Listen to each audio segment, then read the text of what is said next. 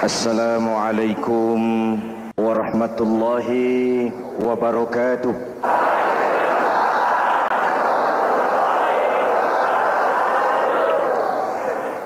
Alhamdulillahi rabbil alamin. Wassalatu wassalamu ala asyrafil mursalin Sayyidina Muhammadin wa ala alihi wa sahbihi ajma'in. Amma ba'du. Hadirin hadirat ma'asyiral muslimin yang saya cintai. Bunyal Islamu ala khamsin. Islam dibangun di atas 5 komponen pokok. Jadi kalau Islam ini ibarat bangunan, unsur penunjang pokoknya itu 5. Mari kita analogkan Islam dengan bangunan. Kalau saudara akan membangun rumah, sebelum pasang tiang, pasang genteng, pasang jendela, apa yang lebih dulu dibangun? Fondasi. Kalau Islam ibarat bangunan, fondasinya adalah syahadatu an la ilaha illallah wa anna muhammadar rasulullah. Ini fondasi. Jikalau kuat fondasi, aman bangunan. Jikalau rapuh fondasi, lentur dan luntur bangunan. Maka kuat atau tidak kuatnya bangunan Islam kita bergantung kepada keyakinan dasar tadi, fondasi. Saya bersaksi tidak ada Tuhan selain Allah. Artinya saya tidak akan menyembah kecuali hanya kepada Allah. Orang yang benar fondasinya beres sujudnya.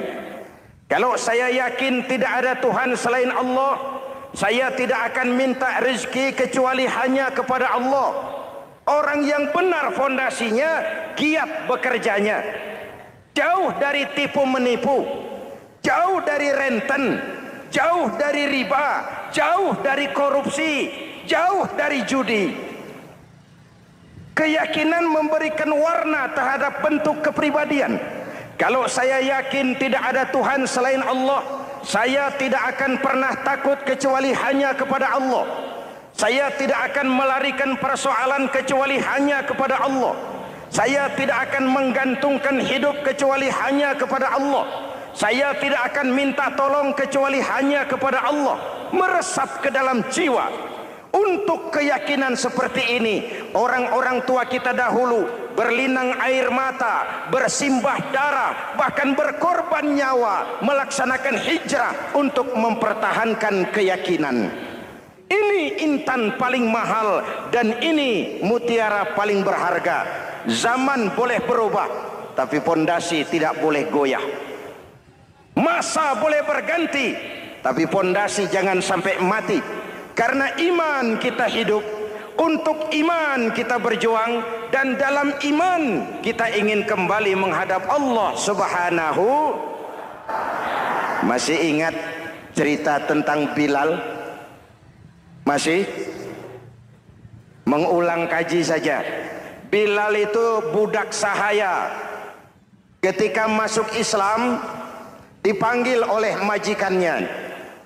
Bilal. Iya bos. Saya dengar kamu masuk Islam ya? Iya bos. Kok berani-beraninya kamu masuk Islam? Memangnya kamu budak siapa Bilal? Iya budak bos. Bos. Kamu kerja sama siapa? Sama bos. Bos. Yang gaji kamu siapa? Ya bos. Nah, kamu kan ngerti Bilal. Kamu budak saya, kamu kerja dengan saya, yang gaji kamu saya, yang beri makan saya. Kenapa? Kok beraninya masuk Islam padahal kamu belum saya kasih izin? Bos, bos boleh beli badan saya, tapi jangan mimpi bisa membeli jiwa saya. Tuhan boleh kuasai badan saya, tapi jangan mimpi bisa menguasai keyakinan saya. Saya memang benar Tuhan yang gaji, tapi kan saya digaji, saya kerja. Kerja itu kewajiban saya, gaji itu hak saya. Soal keyakinan, jangan ikut campur bos. Kurang ajar kamu Bilal. Biarin. Bilal, begini saja. Kalau kau mau meninggalkan keyakinanmu, meninggalkan Allah Tuhanmu, kau akan kami merdekakan. Tapi kalau kau tetap dalam keyakinanmu, kamu akan saya siksa sampai mati. Bagaimana? Jangan mimpi, bos. Lebih baik mati berkalang tanah daripada hidup bercermin bangkai. Biar saya gugur membela keyakinan daripada hidup jadi penjilat menjual akidah. Itu prinsip.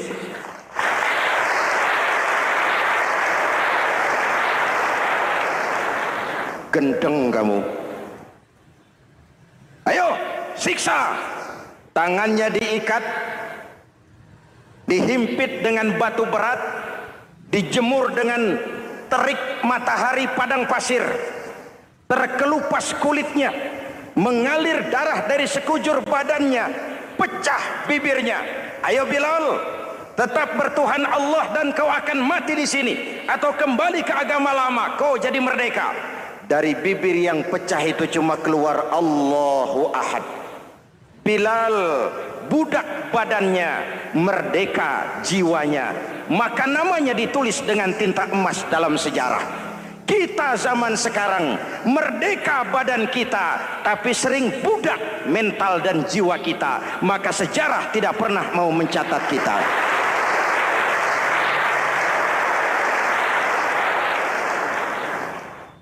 Ma'asyiral muslimin yang saya cintai, fondasi sudah. Lalu apa lagi? Mulai memancangkan tiang. Tiangnya 5. Ada tiang namanya zuhur, asar, maghrib, subuh, isya. Tetapi agar bangunan menjadi kuat, ada tiang-tiang tambahan. Namanya rawatib dan nawafil. Rawatib itu ba'diyah atau qobliyah, nawafil itu di luar itu. Agar bangunan menjadi kuat, dibentuk pribadi lewat solat. Apa filsafatnya? Pertama, solat itu simbol penyerahan total kepada Allah. Kita ini sudah kontrak.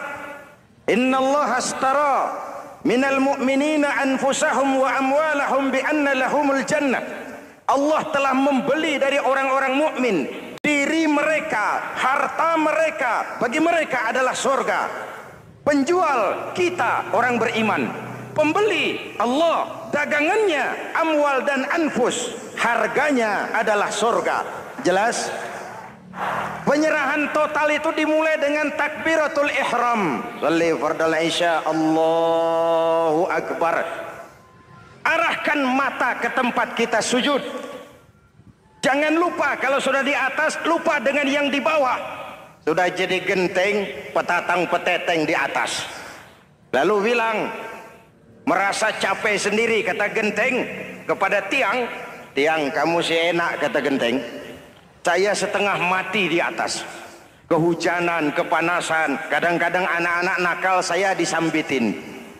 Kata tiang, saudara genteng, ngomong jangan sembarangan ya. Kamu kira kamu bisa nongkrong dan nangkring di atas, itu gara-gara siapa genteng? Kan saya yang sokong dari bawah.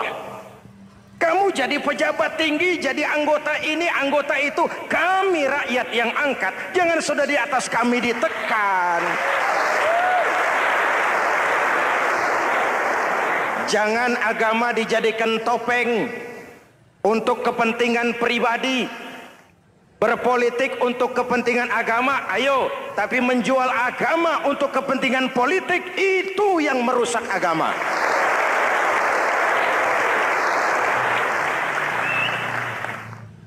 Ini kan kita lagi prihatin, sedang meluncur kasus Bulog Gate 2. Innalillahi wa inna ilaihi raji'un. Kita lihat sajalah para petinggi kita sekarang bagaimana menyikapi hukum. Sebab saya dengar ada bargaining, orang takut teriak maling sapi karena DE maling wedus.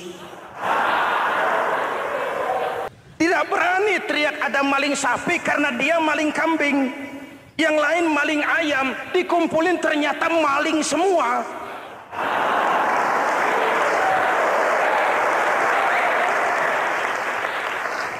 Hadirin yang saya hormati, ini melukai rasa keadilan. Oleh karena itu sholat mengajarkan kepada kita dalam posisi berdiri, lihat tempat sujudmu, jangan menteleng terus ke atas lalu lupa dari mana kita berangkat. Itulah maknanya tawadhu, rendah hati, tidak melonjak angku dan sombong. Ada sebuah hadis Rasulullah bersabda, "Idza aradallahu biqaumin khairan."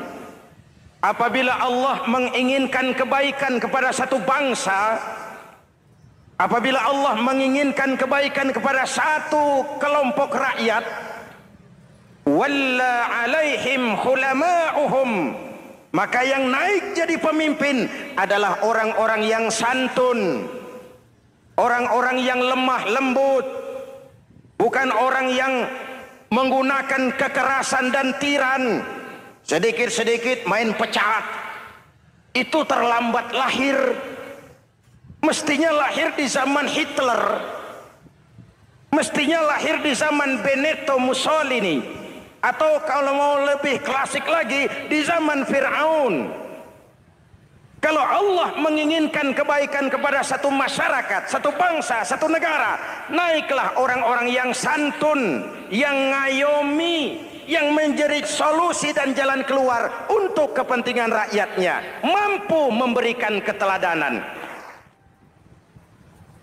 Saya tertarik dengan pidato Presiden Cina pada saat dilantik.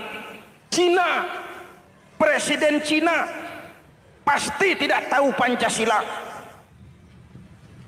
pasti tidak kenal Islam, tapi pidato pelantikannya, berikan saya 100 peti mati, yang 99 akan saya buat koruptor, yang 1 akan saya pakai sendiri kalau kamu lihat saya tidak benar. Luar biasa. Yang diperlukan sekarang ini keteladanan, khulama'uhum, sikap ngayomi, mencari jalan keluar, bukan memamerkan kekuasaan, memamerkan kekuatan, arogansi, menghormati perbedaan. Itu ciri demokrasi. Lalu wa qada bainahum ulama'uhum, yang memutuskan hukum adalah pakarnya, ulamanya, mengambil keputusan secara profesional sehingga rakyat beroleh apa yang namanya kepastian hukum, merasa hidup terlindungi, aman dan nyaman. Lalu yang ketiga, wa ja'alal mala fi askhiyaihim, peredaran harta, pergerakan ekonomi berada di tangan orang-orang yang pemurah, yang tidak mau kaya sendiri, tidak mau senyum di atas penderitaan orang lain, menari di atas bangkai saudaranya. Hadirin yang saya hormati, ini cirinya. Tapi sebaliknya kata Nabi, wa idza aradallahu biqaumin syarran, apabila Allah menghendaki kejelekan, keburukan bagi satu bangsa, walla alaihim sufaha'uhum, yang naik jadi pemimpin orang-orang durjana, orang-orang kurang ajar, tapi dipoles dengan topeng yang bagus. Hei, hei, ini musim topeng. Musim apa? Topeng. Topeng itu apa perlunya? Menyembunyikan wajah asli. Sekarang ini Dracula berwajah Arjuna. Ini musim topeng. Kita rakyat harus hati-hati dan punya filter, mampu memilah dan memilih. Walla alaihim sufaha'uhum wa qada bainahum juhaluhum, yang memutuskan hukum, yang mengambil keputusan orang-orang bodoh. Wa ja'alal mala fi bukhalaihim, peredaran harta, peredaran ekonomi jatuh di tangan orang-orang yang bakhil, yang tidak punya konsep menciptakan kemakmuran yang merata bagi seluruh rakyat Indonesia.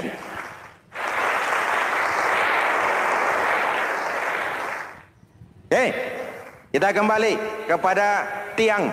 Ini kan lagi cerita tiang tadi ya. Kalau sedang berdiri, lihat tempat sujud, jangan menteleng terus ke atas. Terserang penyakit tamak bin rakus alias serakah. Nah, selesai. Anggota badan yang paling terhormat ini kepala. Ketika sujud, sama rendahnya dengan telapak kaki. Allahu Akbar, yang besar cuma Allah. Apa bedanya saya dengan saudara? Tidak ada, kecuali saya ngomong saudara dengerin. Kita sama-sama beribadah, sama-sama mencari nilai tambah di hadapan Allah.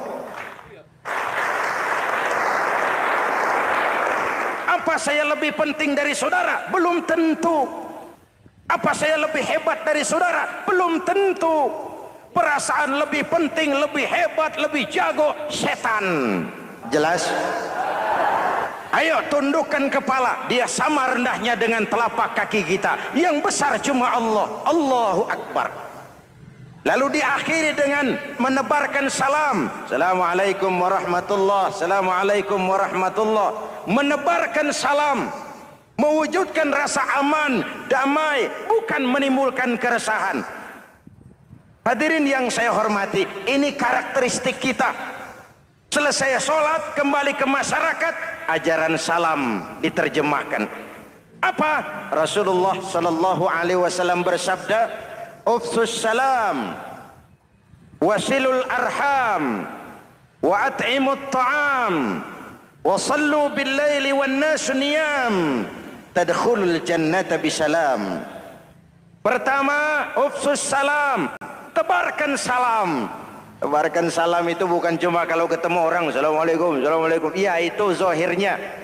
Tetapi hidup di tengah masyarakat memberikan rasa aman, rasa damai, menjadi pengayom bagi lingkungan, menjadi rahmah bagi semesta. Dalam Islam jangankan manusia, binatang saja dilindungi kok. Betul? Betul? Coba kalau belajar istinja itu kan makruh buang air kecil di tanah yang berlubang. Kenapa? Pertama, melindungi binatang yang ada dalam lubang. Siapa tahu di lubang yang saudara kencingi ada semut sedang rapat.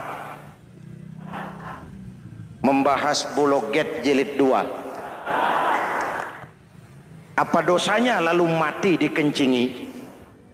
Ini namanya rahmatan lis semut.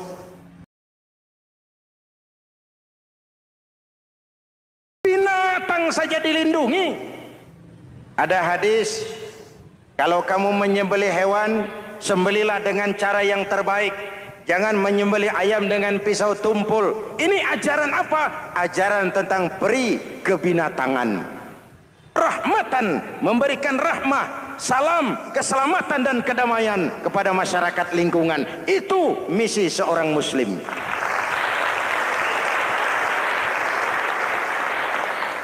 Hadirin hadirat ma'asyiral muslimin yang saya cintai.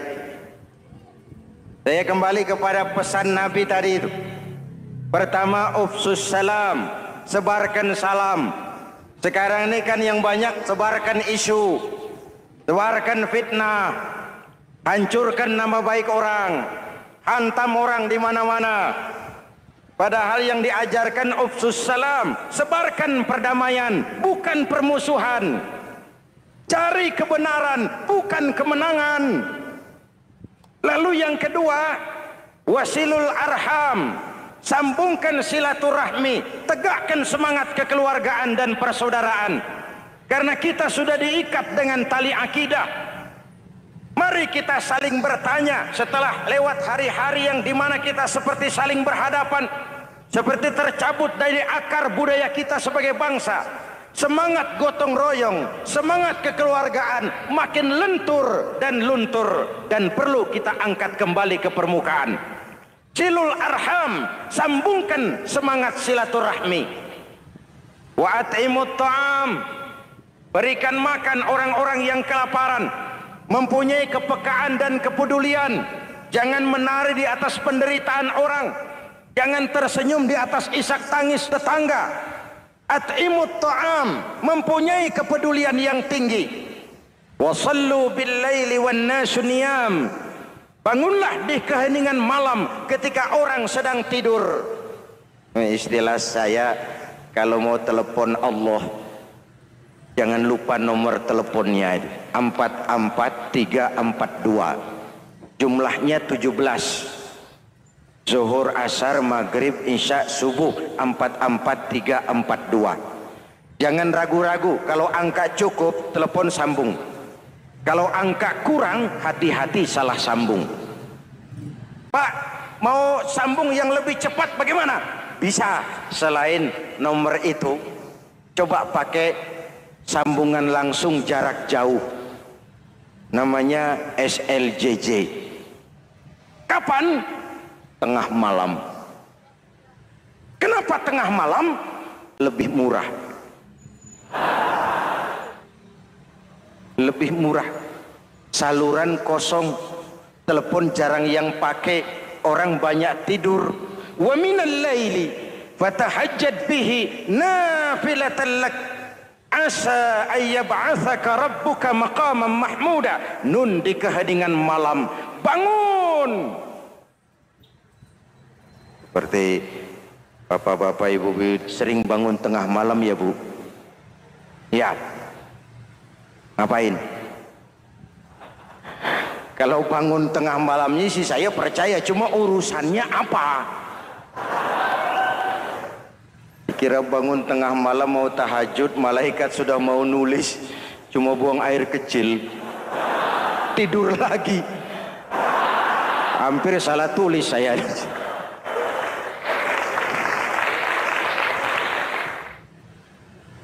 Baik, fondasi sudah Pak, tiang siap. Lalu apa lagi? Nah, rumah itu supaya ada batas perlu pagar, dinding, tembok. Yang jadi batas, dinding, tembok, puasa. Asyamu junnatun. Puasa adalah dinding, benteng yang menyelamatkan manusia jangan sampai menyentuh wilayah lain. Ada batas-batas dan norma yang diindahkan. Selesai, tembok, dinding, selesai. Pagar, selesai. Lah rumah itu supaya bersih, kan harus ada kamar mandi, jendela, pintu, yang fungsinya membersihkan zakat. Kalau dia zakatul mal, dia bersihkan harta kita. Kalau dia zakatul fitrah, dia bersihkan jiwa kita. Kalau dia zakatul tijarah, dia bersihkan bisnis kita. Kalau dia zakatul ma'adin, dia bersihkan barang tambang kita. Karena itu dalam kitab-kitab fikih dikatakan zakat itu adalah harta yang tu'khazu min aghniyaihim wa turaddu ila fuqaraihim. Diambil dari yang kaya, diserahkan kepada yang miskin.